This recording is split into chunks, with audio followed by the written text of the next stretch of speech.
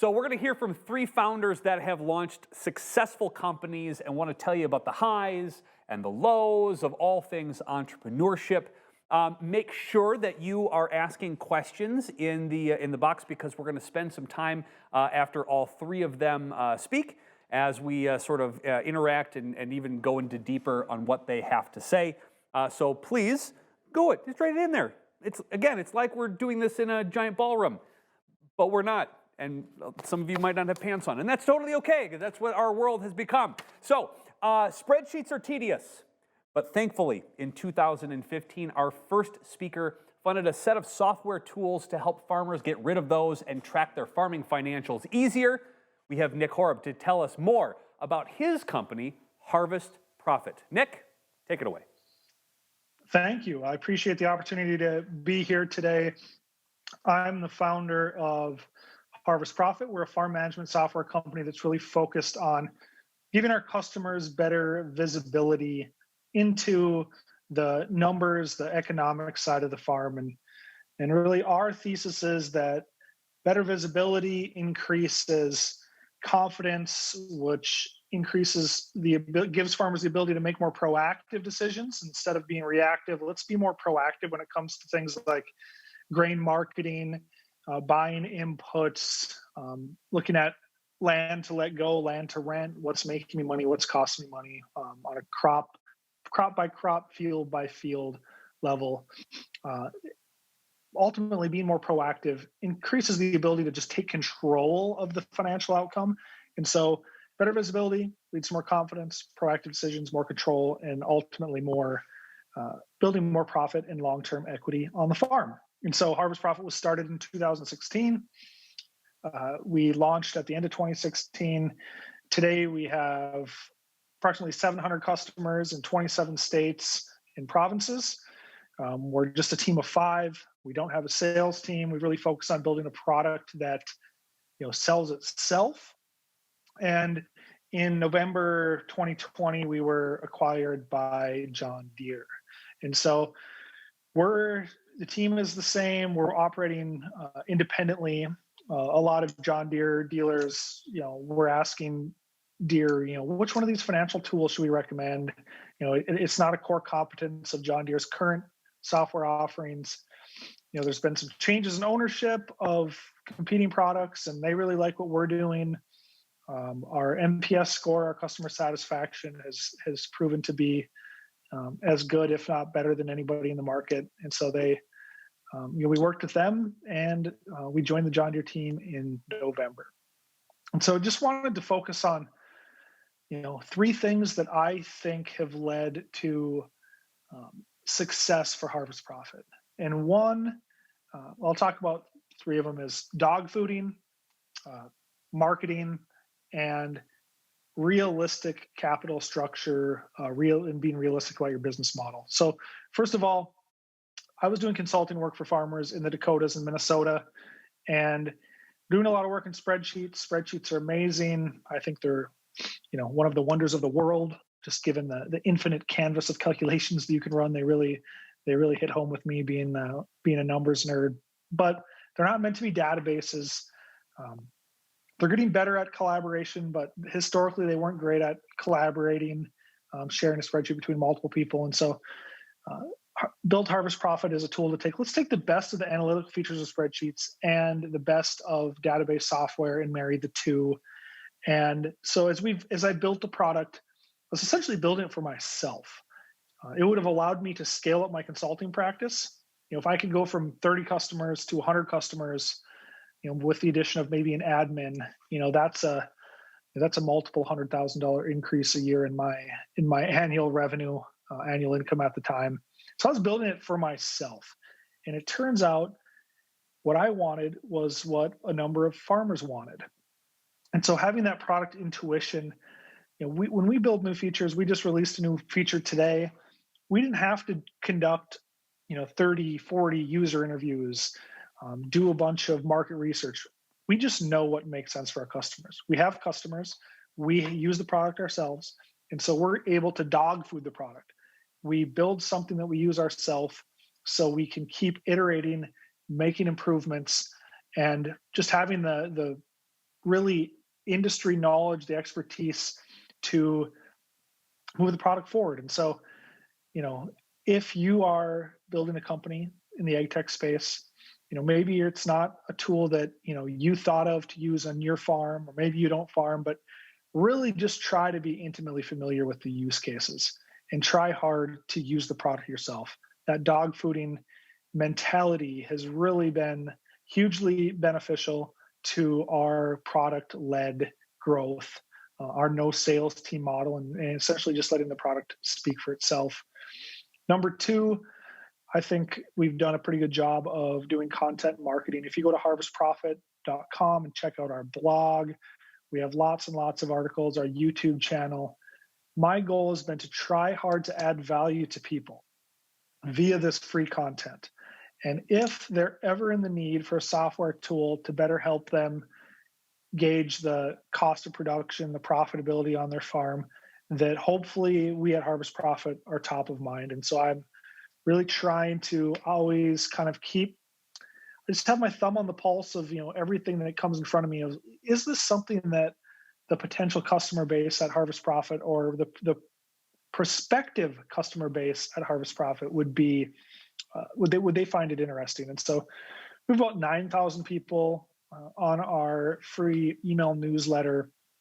And that email newsletter really is the source of most of our business. And so I just think an informal, regular approach to sharing content with people who are interested in your company is a game changer.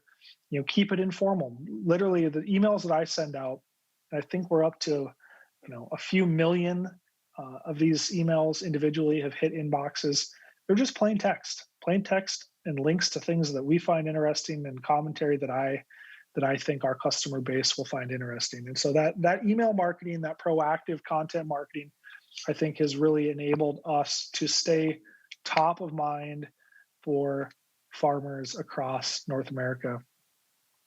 The other thing that I think was a big benefit, or a key decision that we got right, is Harvest Profit was never going to be a business that would IPO.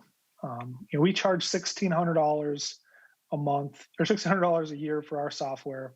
There's probably some upmarket potential. We could go there, $5,000 a year for bigger farms, or $10,000 a year. But in all reality, this business has 8-figure income potential. It doesn't have 9-figure income potential. And so trying to raise, $10 million at $100 million, at $50 million valuation, $20 million at $100 million valuation, that just wasn't ever on our radar. We wanted our capital structure to match our business model and our realistic expectations for the business. Harvest Profit raised $280,000 of convertible debt from 5 of our customers at a mid 7 figures valuation. It ended up, the acquisition was a win for the investors, a win for us. If we would have gone out and raised a $5 million Series A at a $20 million valuation, and a $10 million Series B at a $40 million valuation, this deal wouldn't have worked out well. And frankly, I probably would have, gone from a life-changing outcome to a zero, because the preferred equity involved in those capital raises would have washed me out.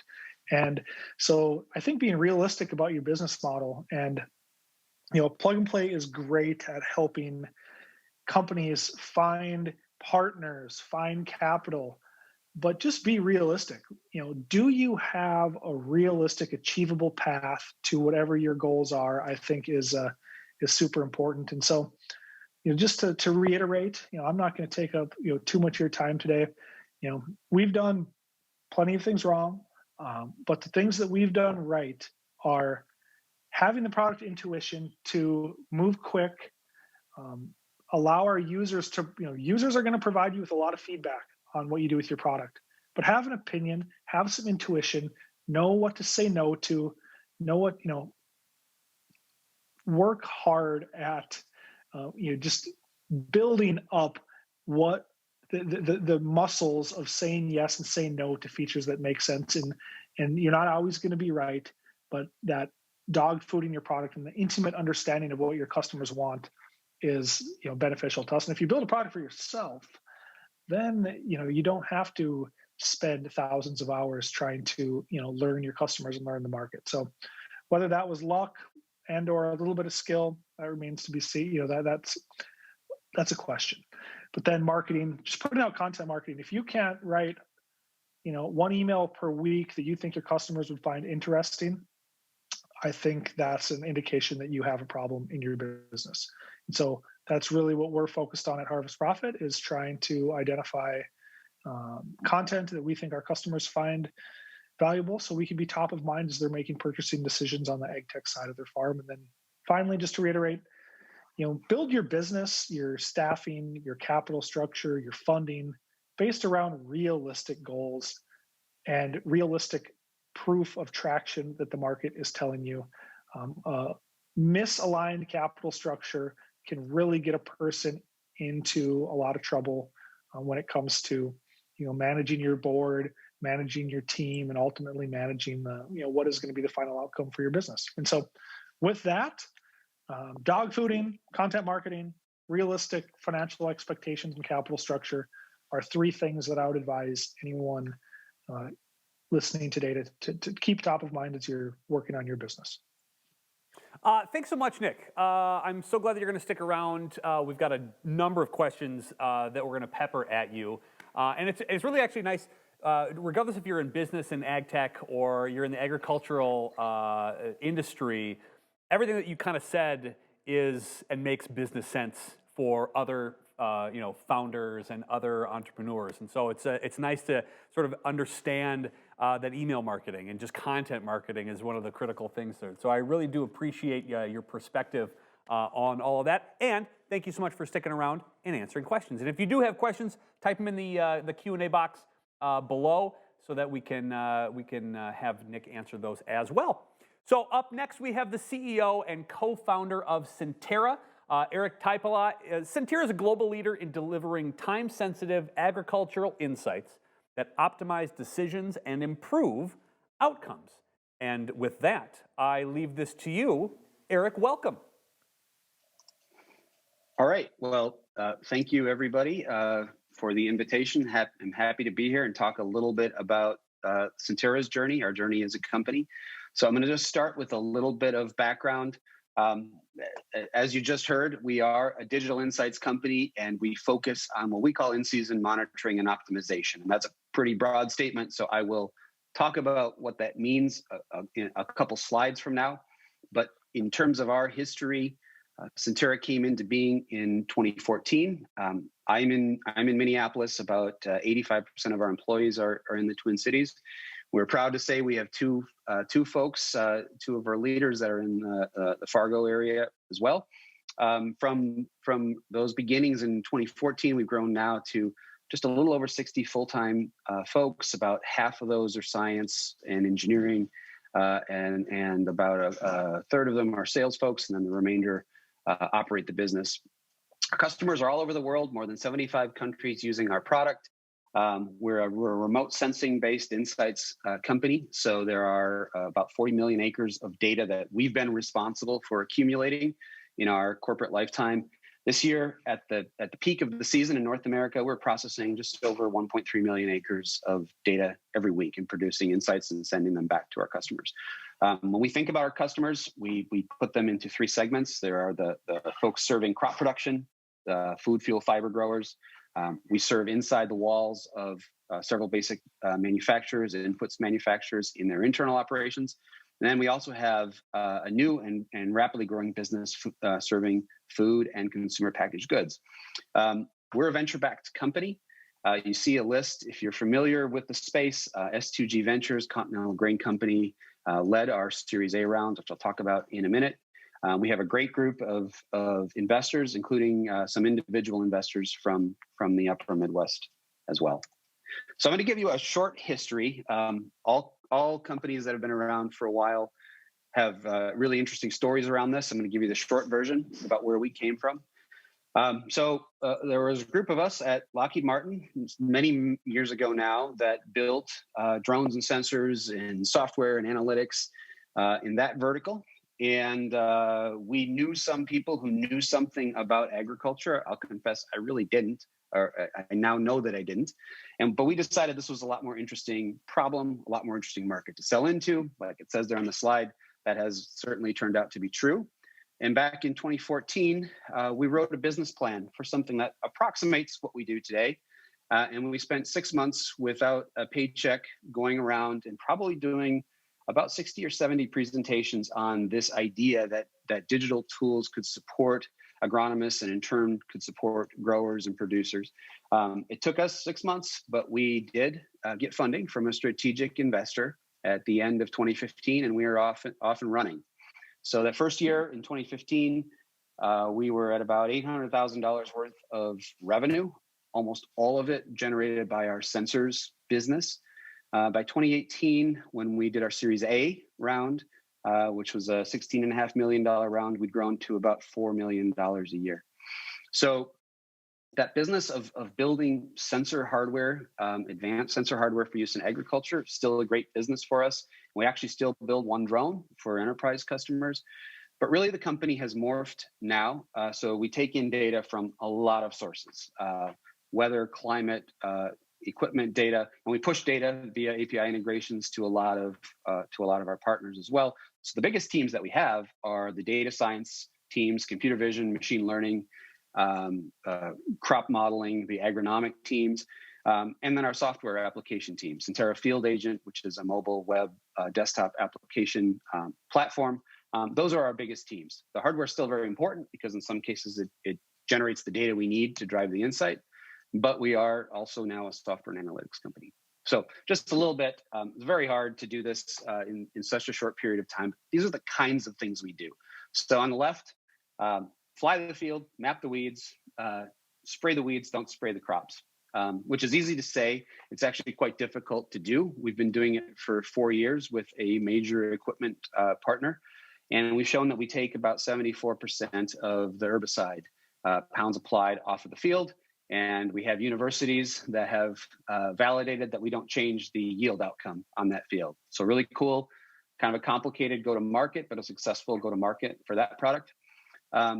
Purely on the software, on the platform side, we integrate a bunch of data sources for a very well-known beverage manufacturer that is responsible for a lot of barley production all over the world.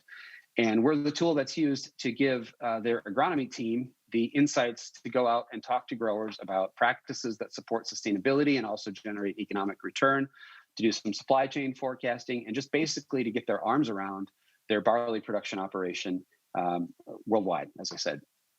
And then finally, over on the right, you see a bunch of bubbles.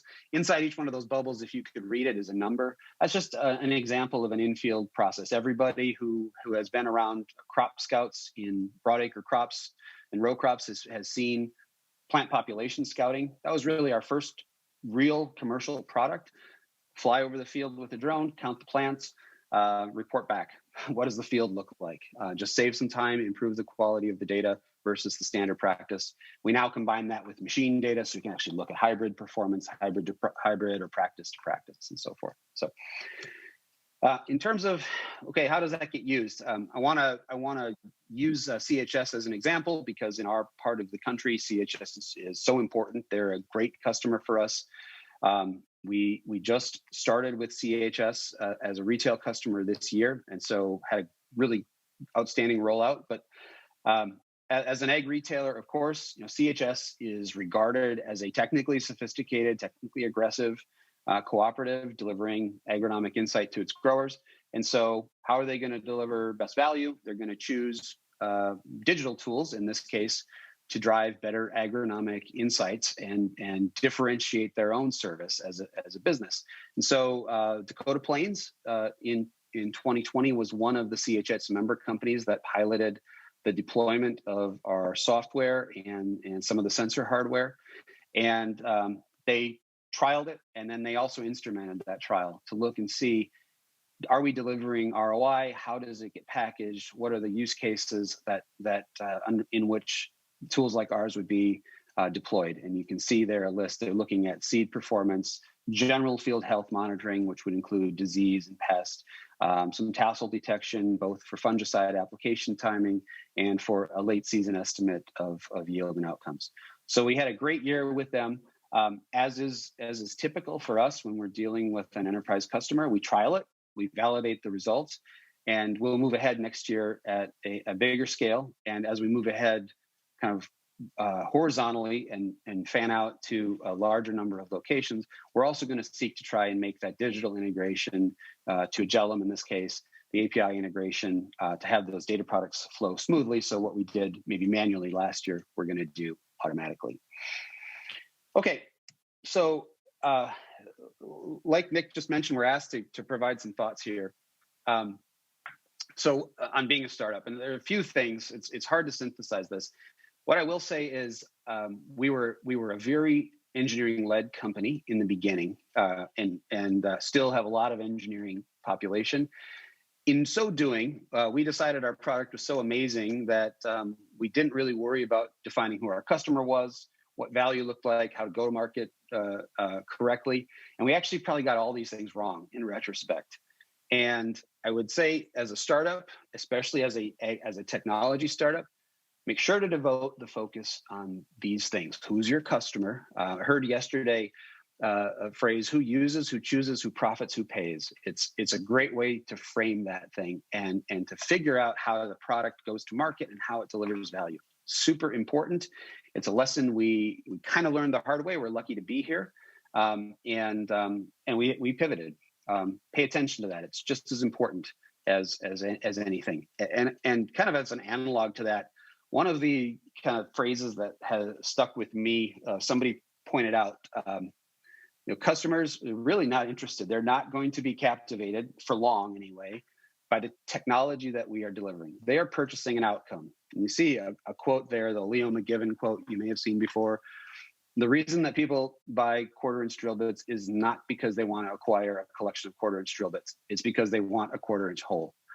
And that focus, like Nick said, focusing on the outcome and focusing on how the customer perceives value and how to deliver that is essential. And it's something we as technology companies probably don't pay enough of. Also, again, for me, I am an engineer. I am very analytical. I sometimes look, strangely at some of these softer concepts, or I did. They're really important. Driving the vision for your company and establishing that with your team and driving a culture that supports that vision and reinforces the behaviors, customer centricity, agility, whatever those things are, it's really important. A team that's motivated and understands is much more productive and will work harder and work more and work smarter than one that doesn't. A note on external money. And again, I'm going to echo something that Nick said. We're venture backed.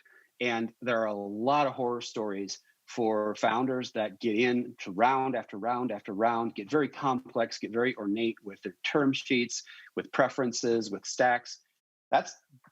External money is great. We couldn't have done what we could do without a fantastic group of investors. I would just like to say, in our experience, it's really hard to raise money, very hard. And once you've got that money, there will be a million people knocking at your door telling you how to spend it. And remember how hard it was to get that money, and be very, very careful when you allocate it out to people who claim that they can deliver value. Everybody should work as hard as you did to get that money when they're spending it. And then finally, just a note on competitors. I guess this is actually true even at my time at Lockheed Martin and the other two startups that I've done. No matter where we are, in the retrospect or in the follow-up, a competitor that seems far ahead is usually not as far ahead as they seem. And the corollary to that, of course, is that when we think we're ahead, we might not be as far ahead as we think we are because they're not as far behind. And then finally, just to close off, for all of us in this startup space, people who have done this, no matter what stage you're at, this is a real privilege for all of us to sit here at any stage in a startup business. And it's going to be one of the greatest experiences in life, whether you're doing that as a founder, whether you're coming in at an early stage in a supporting role or whatever. It is a real privilege to be in the space. And that is all I had. We'll take questions, I guess, at the end. But thanks very much, everyone, for your time.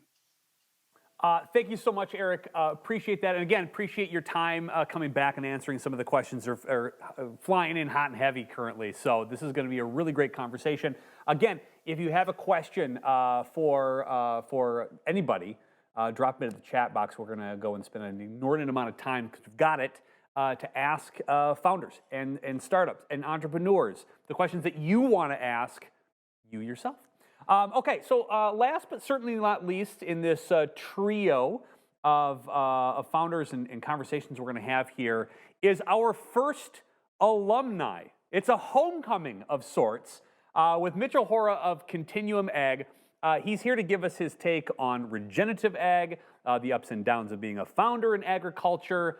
I would like to welcome to the stage here, virtually of course, Mitchell. Hey everyone. Working on getting slides. Just got a message from you guys, but you guys have my slides. So whoever has those, could you please share them? And if not, then we'll just wing it. I'm here today and share some of my thoughts in this space. Definitely want to talk about regenerative ag, sustainability, carbon. There is a lot that is going to happen in this space over the next year and the next coming years. Sustainability, carbon, soil health has really taken off, and Continuum Ag has really been able to kind of ride that wave and be able to really emerge as a thought leader and a player in this space. But there's a lot of opportunity for many of you that just went through this cohort of Plug and Play. But for agriculture overall, we all have a really key role to play in the sustainability space as agriculture takes more of a position on the forefront of being part of a solution for a more sustainable future throughout the world. So I'm assuming we're not finding what we need for slides. So if not, that is fine. And we'll keep rolling. But if somebody finds the slides that I submitted, then about me, I'm a 7th generation farmer myself in Southeast Iowa. And farming with my family here on our small operation, we've really looked at practicing what we preach and being able to implement sustainable agriculture on our own farm and learning what it takes. And I think a key thing here to remember is that farmers need kind of that helping hand. They need to be guided through the process. And that as we implement sustainable agriculture, it's not just throwing money at the issues. It's not just throwing more data at the issues, but it's understanding how to help a grower to logistically and economically implement and really be able to continue to improve. We got some slides. Hopefully everyone can see that. So as we were looking to understand, we need to help them to implement these principles of soil health that you're looking at here. Keeping that ground covered, reducing tillage, implementing cover crops, integrating livestock if we can, managing fertility better as part of reducing disturbance on the farm. And through data, we need to be able to quantify these parameters because they're all going to contribute to the carbon footprint, to the overall sustainability message, and to the ability for the producer to actually get paid to improve upon these parameters. But the key is that the farmer can actually gain short-term benefit as well if they can factor these parameters into improving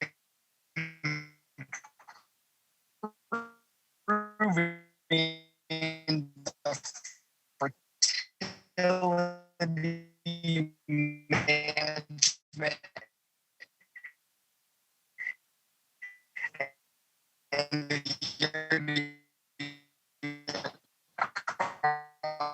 management on their farm. Let's do what the next slide is, please.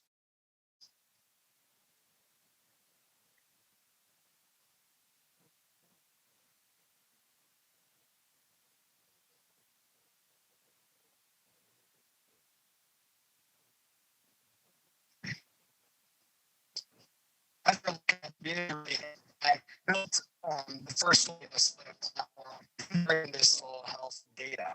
We need to not only get farmers to quantify their phosphorus, their potassium, and their soil, look at their carbon as well as actually quantify things like drift and organic carbon. We can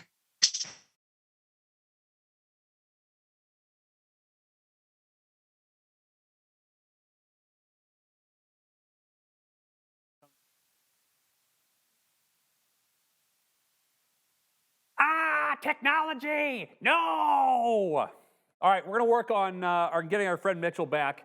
And as we do, I encourage you to drop questions that you might have.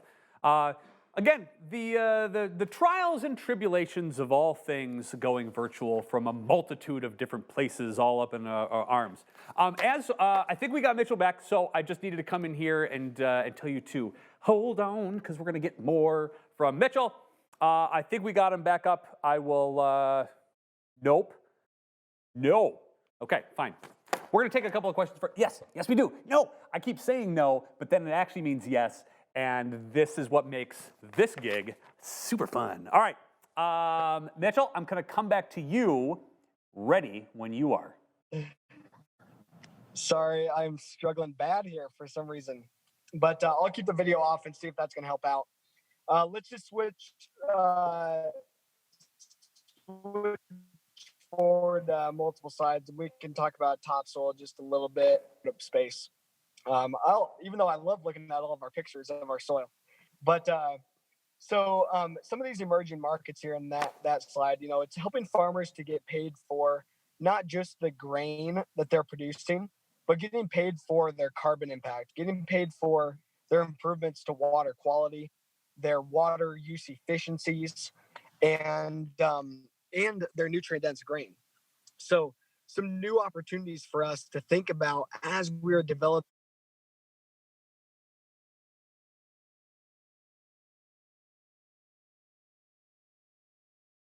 What we've done is built the Topsoil tool. And Topsoil is an online web platform where we can integrate in data from a wide array of solutions that many of you are developing as well. Getting all of that data into one place where the farmer can make short-term decisions to help them to improve their agronomy management and to make better long-term decisions for improving their soil health and participating in these markets. Some of our thoughts on building out a team and raising capital. We raised a small round in 2020 and are raising a small bridge round right now. I agree with the previous speakers that really understanding your future growth and your market opportunity has really been critical, and trying to maintain a very lean team so that as the founder, you can really maintain a lot of leverage. It's worked really, really well for us. And also, I think as I've thought about raising capital, it's been about being strategic and bringing in investors, bringing in people that can really help you and help you to go to market, help you to think through your product, think through your service, and think through your customer has really been important. At this point, our team is 12 people, both on the business development, the sales development, and our customer support side of things, and then also on the software development side. And as we continue to expand out, it's building more features to help our consultants and help our farmers to make better decisions, integrate in tools from other platforms, integrate in better decision-making to help them to make unbiased decisions. And that's really critical, is allowing that farmer to maintain their status as a CEO, maintain their status as an entrepreneur themselves, and as a business owner, a business leader, that it's equipping them to make better decisions, but being very cautious or being very empathetic that they are looking to continue to improve their family operation and make better decisions. We're just here equipping them with the tools to do so. But looking at a very, very interesting new opportunities for farmers to expand their profitability potential through sustainable ag systems. So hopefully I'm coming through better now, but excited to continue to dig into it on questions, or can follow up with folks later on as well. All right, fantastic. Thank you all to answering in advance some pressing questions. I'm going to kind of go around the room. I'm going to say out loud your name. I don't think we're going to do too many, like, all right, everybody, in a row, we're going to answer the same question. Because I think there's such an interesting vibe from each of you and such a wonderful and different perspective. I'd like to start with Nick, if I may. When you got acquired by John Deere, I think everybody just was like, yeah, holy, that's amazing. What should individual entrepreneurs or businesses be aware of by going through the acquisition process? Any pitfalls, any things to be wary of, things that went that made you go, what on God green earth is this? What did that look like? What can you tell us about it? Probably the biggest thing is it's a lengthy process. Number one, I would say companies don't buy companies, people at companies buy companies. And so you need to have, established relationships for the most part if you're going to go through with a successful deal. And then it's just a lengthy process. There's, I would say, I don't know, there's a lot of weekends where I was just coming to work and working, getting data prepared for due diligence. Due diligence is an intimidating process. And so whether it's, financial data, contracts, payments, if you think if it's relevant to a potential acquisition, just set up all your files and set up your data. And I would suggest if most of you are using everybody should be using a reputable corporate attorney someone in their firm should have some M&A experience. Just ask them what's a typical due diligence checklist. Get that checklist, start populating that set of data. So if somebody is interested in your business, you already have the data prepared and ready to go. So it's one, companies buy companies. Two, the due diligence process is a beast. If you can have all of your data set up in a data room in an organized structure, I think that'll save a lot of time. Thank you so much. Eric, you mentioned during your chat that you designed and developed as an engineer and not necessarily for customers. And so you designed something that you thought you knew who your customer base was, and then they turned out to be maybe a little bit different. What were the big differences between who you thought you knew your customer base was and who they actually were? Yeah, I think the mistake that we made is assuming that the person who was the user was the bill payer, and a better understanding of how agronomic value gets delivered to a farm leads to an understanding that those are not always exactly the same person. So really just a better appreciation of the structure, where is advice coming from, changed how we distributed our product. It actually changed how we sold and marketed our product in the end. He back in line with us? Yay? Awesome. I'm here. Yes, I love it. Mitchell, question for you, because you're an alumni and we have to ask this question, because I think everybody who has gone through the 13 groups that went through this today, what's the most important thing that you learned or a connection that you made through the Plug and Play Accelerator? Yeah, no, good question. I think, for me, it was really putting myself in the shoes of the corporates that are involved in Plug and Play Fargo.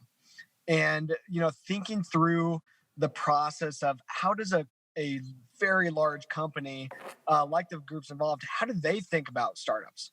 And how much further I need to be developing, how much bigger I need to be thinking to be able to play at the table with these type of big companies. So I think to me, it was how did they think about the scalability and how much more work Continuum Ag needed to be doing to be able to really play at the level that these groups are at. I think that was a big one for me. But really, on the opposite standpoint of that, though, is being very clear about those value propositions. And the value propositions, not just to the farmer, which is who our typical customer is, but the value proposition to a channel partner like a CHS or a OCP or some of those type of groups that could really help to take our product to scale. And to think about it at that level really makes you expand your thinking. So that was a really fun process, though, for myself and for my team. Right, absolutely. Nick, question for you. I know that email marketing is sort of a big part of your play and sort of communicating with your potential either customers or individuals that you're just trying to get the word out. Is there a specific social media platform that you like to engage with farmers or that you use in conversing with or reaching out to potential partners or potential farmers or customers? Yeah, for us, it's Twitter. Yep. For me, Twitter is number one. Albeit I'm starting to think I'm, turning into one of my parents where I'm not on TikTok or haven't quite fully, I never quite fully jumped on the Snapchat bandwagon either. But Twitter for me is number one, and it's not even, nothing is even a close second. But I think everybody would do themselves justice if they, any of these new platforms that got traction, if you became familiar with it, I think it would be a very valuable use of your time. Nick, I am very much looking forward to your TikTok, and I will subscribe and watch this on a fairly regular basis if you do decide to join that. Eric, one of the questions that we have, how valuable is having farm experience when founding an AgTech startup? I think it's very important. My parents grew up on farms, so I spent, and we have farms still in our family. So I spent time on farms. I certainly am not agronomically sophisticated, but I understand farming. That would not be sufficient for a business like ours. So we have folks who came out of Syngenta. We have folks that have farmed professionally. We have agronomists and entomologists on our team. We have people who've been in ag retail on our team.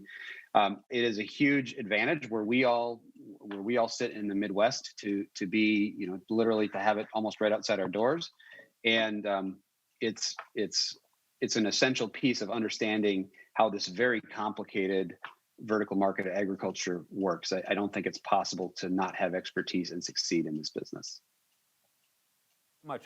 Speaking of both vertical and Twitter, Mitchell, this one is for you. A lot of people were tweeting this summer about something called 60-inch corn.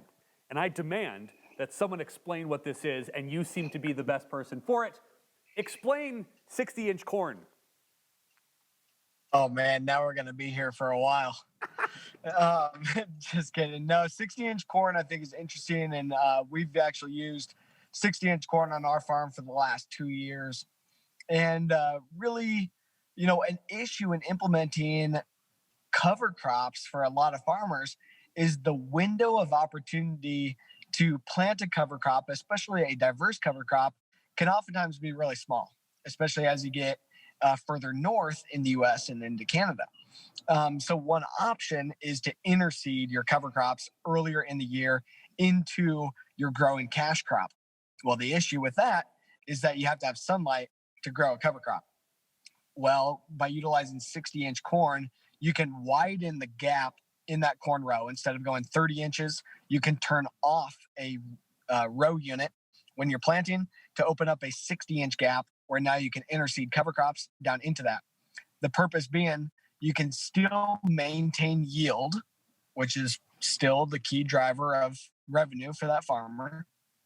But you can now also open up the ability to interseed cover crops so you can graze that cover crops. But diverse cover crops have massive soil health potential as well.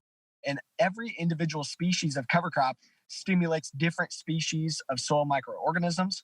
And all of those different species of soil microorganisms play different roles in how they interact with soil nutrients and how they help us to sequester carbon, build up soil health, build up organic matter, build up our water holding capacity, our water infiltration.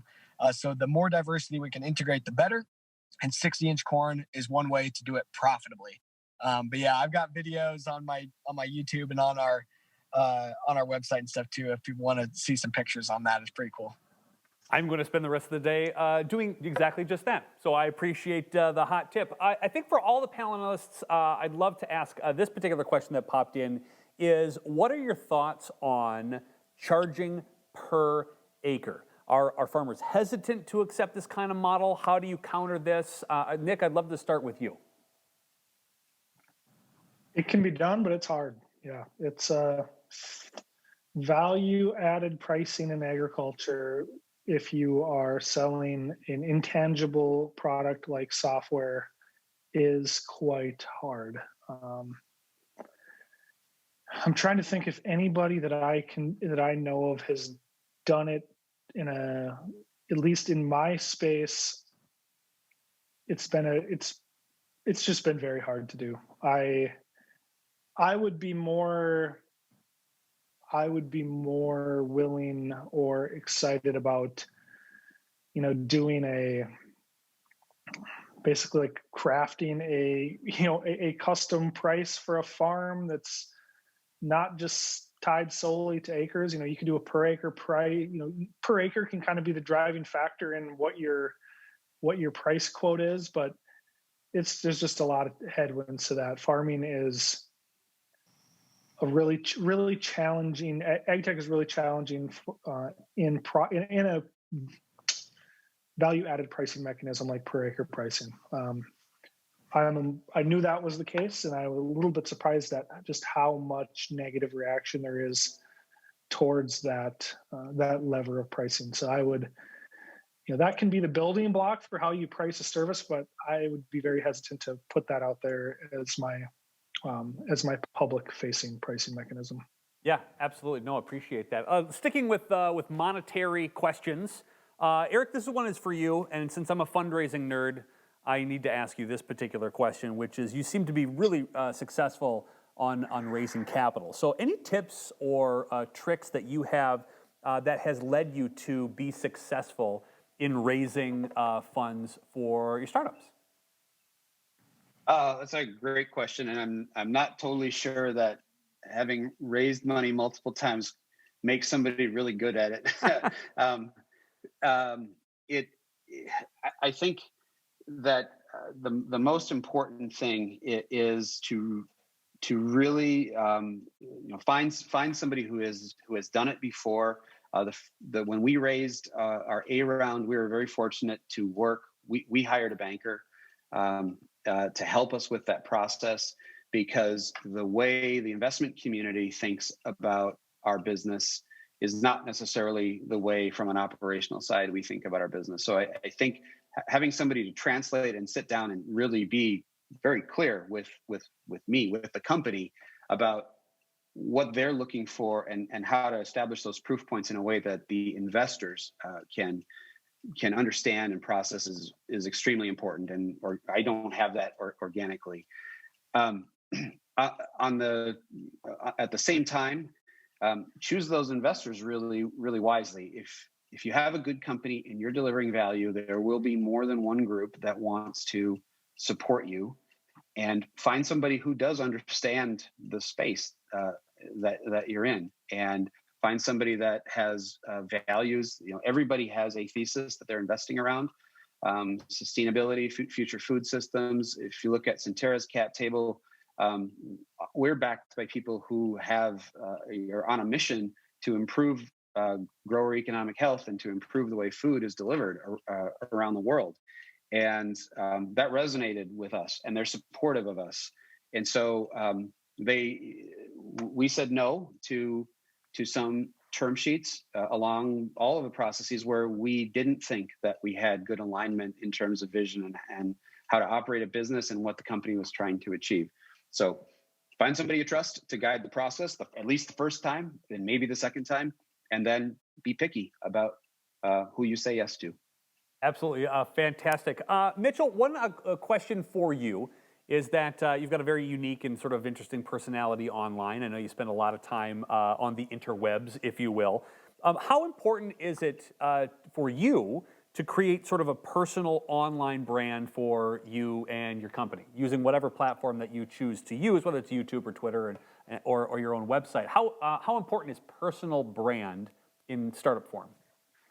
Yeah, no, that's a really interesting question, actually, and something that we've been very intentional about. And actually, my first full-time employee was a head of marketing. And we actually just hired a new head of marketing on full-time just last week. So we're investing not only my time and a lot of focus into it, but some real money into it as well. And I think for me, the critical thing on everything that we do in approaching our online presence is it's aiming to add value to our targeted audience. And for each of our different social media platforms, our target audience is a little bit different. On Twitter, our target audience is farmers. On Facebook, our target audience is pretty broad. There's a lot of farmers on there. We have consultants on there, but we have general public and concerned consumers on there. Where on LinkedIn, we're very focused at sustainability focused supply chain companies and larger ag organizations. So it's very strategic on what that message is. But every time we post something, or nearly every time we post something, our number one objective is educating and spreading awareness for the overall mission at large. Very rarely do we post something that is with the goal of making a sale. The sales just funnel through on their own. They come naturally. And we've positioned ourselves as a thought leader. And that's really worked amazingly in terms of earned media and in terms of speaking and going to conferences, although, of course, over the last 12 months, those have been very jacked up. But there's some real opportunity there to emerge as a thought leader. But I think a key thing for us, too, has been to document the journey, and that everything I do online, I don't aim to attempt to be an expert, because I'm not. I'm 26 years old. I am not an expert. There's any 26-year-old that thinks that they're an expert is lying. And online, our mission is, really being one of our customers, documenting the process, and helping to build more awareness at large. And I think that's what we need in agriculture, is that we always talk about we have to advocate for farmers, advocate for ag, advocate for ag tech, and people are more interested in where their food comes from. And actually that might be on the very short list of benefits that come out of COVID, is that people are more interested in where their food comes from and how it's produced. And we can tell that story. Absolutely fantastic. All right, we're coming down to the final few moments of our time together. And thank you so much for everybody who asked a question. And again, appreciate your time for answering that. I think with the 13 groups that kind of came in here today, I think it would be really great to maybe leave them with a nugget of information or a nugget of sort of ideas on the entrepreneurial journey. So maybe if you can go around the horn, we'll start with Nick, what's one piece of advice that you can give to others while they are starting this journey of entrepreneurship? That's a great question. If you think about the purchasing journey for today's consumer, it's, looking at YouTube, looking at reviews, reading blog posts, Google searching. And so really the number one thing that I would recommend is, as Mitchell said, try to add value to your potential purchasers and put out information that allows you to build up rapport with them. And so the number one thing I tell people is, whether it's a YouTube channel or a Twitter profile or your blog, start putting out content and sharing interesting thoughts. It's kind of like planting a vineyard. It's going to take a while for the fruits of that to become apparent. But if you put out content that your end market finds valuable, I think that will be a very huge and worthwhile investment in your time. So fantastic. Eric, start generating content that your market would find interesting. Absolutely. And if you can't, that's probably an indication that there might be something off with the business. I love it. Eric, same question to you. Very quick, a piece of advice for our entrepreneurial friends here today. Well, I would say spend time with your customers. Don't be afraid. Don't be afraid to ask them what keeps them up at night, especially in digital. Everybody's worried about what everybody else is doing, displacing, disrupting current models of business, and your customers they know what their problems are, and they know what worries them, and they're usually eager to share with somebody that they believe can solve their problem. Absolutely fantastic. Mitchell, you've got the last word today. A piece of advice for our friends in the entrepreneurial world. Well, I feel like I'm, shouldn't be able to answer this question since I'm, feel like I'm one of all of you there in the 13 and was in your shoes here just a couple months ago. But to me, I think it's super important to think about how your customer is making the decision, especially if your customer is the farmer. Back to the question that Nick answered earlier, that farmer is thinking about it in terms of how many bushels of grain per acre is this going to cost me? That's what it boils down to. Return on investment in terms of dollars that this is going to directly turn to their pocket, which means that your solution has to be very actionable and directly tied to they're paying you money. So how much money are they going to make in return? And I always try to aim for at least a 3-to-1 return on investment if I'm vetting a new solution for our own farm or vetting a new solution to roll out to my farmer network. I've got to return that 3-to-1 investment, which means they're probably looking at how many bushels of corn is that going to cost me? How many bushels do I need to gain in order to make it pay? And right now, corn is worth $5 a bushel, which is amazing.